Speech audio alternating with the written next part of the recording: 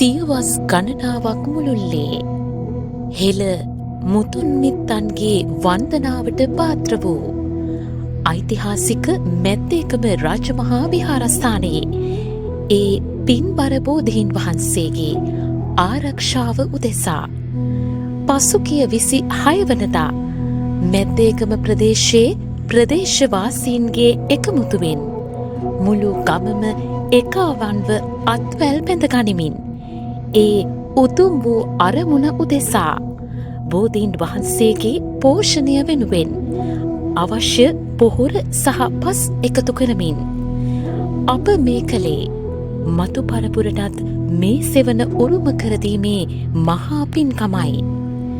අපේ එකමුතුකම තුළින් මේ මහා බෝධි වෘක්ෂය යළිත් ජීවය ලබන වාසේම අපගේ හදවත් තුළද ශ්‍රද්ධාව ලියලනු නොඅනුමානයි. මේ අපේ උරුමයයි. අපි සියලුම දෙනා එක්ව ශාසනික සේවාව සිදු කරගෙන යමු.